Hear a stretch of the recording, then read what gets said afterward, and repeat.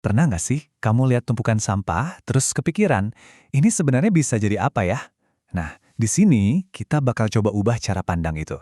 Kita akan gali potensi yang tersembunyi di dalam limbah dan mengubahnya jadi karya yang kreatif dan bahkan berharga. 500. Angka yang kedengarannya besar banget kan? Tapi angka ini nyimpen cerita yang jauh lebih besar dan jujur aja lebih bikin was-was dari yang kita bayangkan. Jadi 500 apa sih? Yup, 500 tahun. Itu waktu yang dibutuhin buat satu botol plastik doang buat terurai. Coba deh bayangin jutaan botol yang kita buang tiap hari. Dan faktanya, Indonesia itu salah satu penyumbang sampah plastik terbesar ke lautan di dunia loh. Ini udah bukan sekedar masalah, ini tuh krisis. Krisis yang butuh solusi kreatif dari kita semua.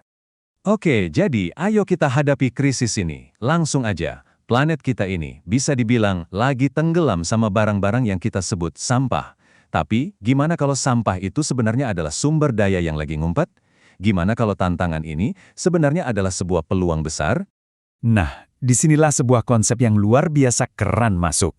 Daripada kita terus mikir lurus, pakai, buang, kita bakal mulai mikir dalam sebuah lingkaran. Selamat datang di ekonomi sirkular. Poin utamanya simple banget. Dalam ekonomi sirkular, konsep sampah itu sebenarnya nggak ada. Setiap material adalah sumber daya yang cuma lagi nunggu giliran buat hidup lagi dalam bentuk yang baru. Ini benar-benar pergeseran cara berpikir yang fundamental banget kan? Di slide ini kelihatan jelas banget bedanya. Di sebelah kiri, itu model lama kita. Ambil, buat, buang.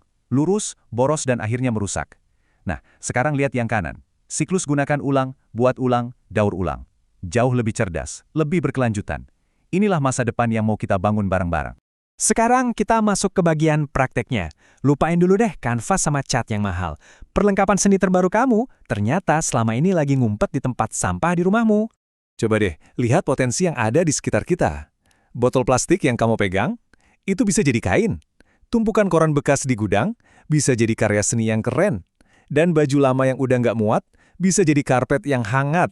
Kemungkinannya tuh nggak ada habisnya. Dan semuanya berawal dari tong sampah kita sendiri.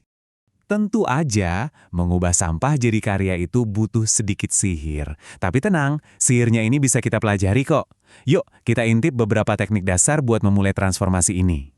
Khusus buat plastik, ada beberapa teknik dasar. Kita bisa potong-potong jadi benang, atau kita lelehin jadi bentuk baru. Tapi yang paling menarik menurut saya, itu teknik setrika panas. Kamu bayangin deh, cuma dengan nyetrika beberapa lapis kantong kresek di antara kertas roti, kamu bisa menciptakan material baru yang kuat, lentur, dan tahan air. Luar biasa kan? Dan ini dia contoh nyata dari penerapan teknik tadi. Bayangin, cuma modal 10 bungkus kopi bekas sama setrika, kamu bisa bikin dompet sekeren ini. Fungsional, unik, dan benar-benar dibikin dari sampah. Ternyata nggak sesulit itu kan? Oke, bisa bikin sesuatu itu satu hal, tapi bikin sesuatu yang kelihatan bagus itu soal lain. Nah, supaya karya kamu nggak cuma berakhir jadi kerajinan tangan dari sampah aja, ada beberapa aturan desain yang perlu kita ikutin. Kutipan ini kuncinya. Tujuan kita bukan membuat kerajinan tangan dari sampah, tapi menciptakan produk yang indah, yang kebetulan aja terbuat dari material daur ulang. Asal-usulnya itu jadi sebuah cerita, bukan jadi sebuah kekurangan. Jadi ini dia 3 aturan emasnya. Pertama, kesatuan. Tambahin elemen baru kayak resleting biar kelihatan pro. Kedua, palet warna. Pilih satu tema warna biar nggak kelihatan asal-asalan. Dan ketiga, ergonomi. Yang paling penting, pastikan produknya nyaman dan enak dipakai. 3 aturan simpel ini bakal mengubah hasil karya kamu secara drastis.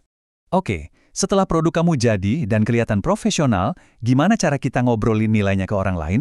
Di sini, kita nggak cuma jual produk loh. Kita jual sebuah cerita. Nah, inilah inti dari green marketing. Konsumen itu nggak cuma beli sebuah tas, mereka membeli sebuah ide. Mereka ikut berpartisipasi dalam sebuah gerakan. Mereka membeli sebuah kisah penyelamatan lingkungan. Lihat betapa kuatnya pernyataan ini. Kalimat ini mengubah tas biasa menjadi simbol kepahlawanan. Dengan ngukur dan ngomongin dampak positifnya, kamu ngasih alasan yang jauh lebih kuat buat konsumen milih produk kamu dibanding produk lainnya. Jadi, ingat ya checklist ini. Pertama, ceritakan kisahnya. Kedua, pakai kemasan yang juga ramah lingkungan. Ketiga, bangun merek yang mencerminkan misimu. 3 langkah ini bakal bikin produk kamu nggak cuma dilihat, tapi juga dirasain sama konsumen. Pada akhirnya, ini semua lebih dari sekedar bikin-bikin barang kan? Ini tentang kekuatan transformasi. Jadi, saya mau ninggalin kamu dengan satu pertanyaan. Gimana ya rasanya memegang kekuatan di tanganmu sendiri untuk mengambil sesuatu yang dianggap nggak berguna, lalu memberinya nilai, tujuan, dan keindahan yang baru?